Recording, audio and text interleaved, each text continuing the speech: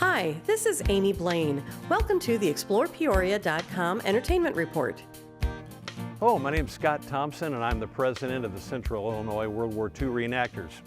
And we're going to be at the Peoria Riverfront Museum on Saturday, May 23rd, helping to celebrate the premiere of the D-Day Normandy 1944 documentary.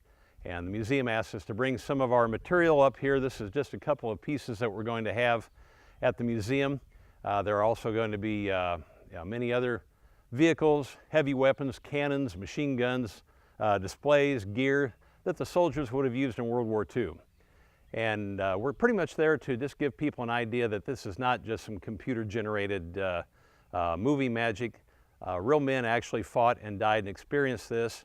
These are some of the machines that actually went through the war, and to actually bring home the importance of what everybody went through. And we hope you enjoy the documentary and come down and see us at the museum.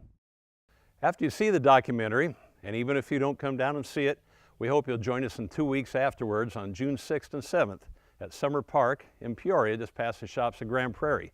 We're going to have this equipment and a whole lot more in an actual World War II reenactment. There are going to be battles, camp life, warbirds, fighter planes, tanks, cannons, everything out in action. You're going to see how the soldiers actually lived, ate, slept, and interacted. And again, we can just only hope that the future generations have some appreciation of what the men and women of this country and all the countries went through. We portray American, Soviet, German reenactors. Some of the battles you're going to see are based on ones that actually happened. And you'll be able to go back and talk to the reenactors. You can actually talk to veterans who will be there talking to the public. And again, you're going to be having everything from machine guns to tanks to airplanes actually in operation in a coordinated battle with the camps, people there. It's very important educationally that we remember what they did and what all this stood for. This is a reproduction of a German World War II BMW motorcycle.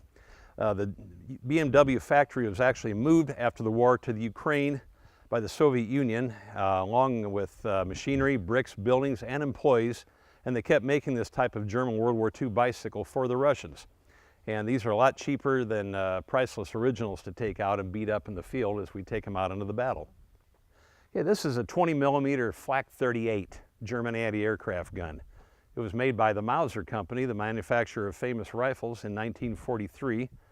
And it went through the second half of the war and eventually was sent out to the Spanish Army, I believe, where it was used up into the 1970s and then mothballed until about 1990 something. Then they became available for sale and we were lucky enough to pick up a few like this. This anti-aircraft gun's been modified to fire gas. Propane and oxygen tanks are hidden away, and they're fed in by gas line into the main gun, and there's a computer motherboard to help control the rate of fire. And when it's out there in the field, you think it's actually live firing real live ammo. This is a World War II German bicycle that's been fitted with Panzerfaust anti-tank rockets, the great-grandfather of the modern-day RPG that gives us so much trouble over in Afghanistan.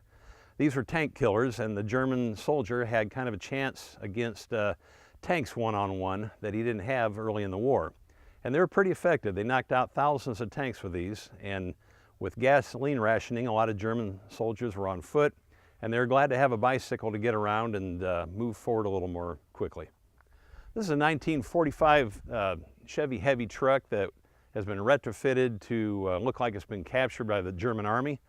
Thousands of these were in fact captured in North Africa, Italy, Sicily, and France, and put to work for the Germans. The German Field Company made some modifications, driving lights, blackout lights, toolbox, and a rack for gas cans, and a coat of paint and some markings so they wouldn't confuse it with American trucks, and it would have been sent out into the field in German service. Thanks for watching the ExplorePeoria.com Entertainment Report. Please share this video on your Facebook timeline. Make sure to check out the ExplorePeoria.com events calendar, a comprehensive listing of events in the Peoria area.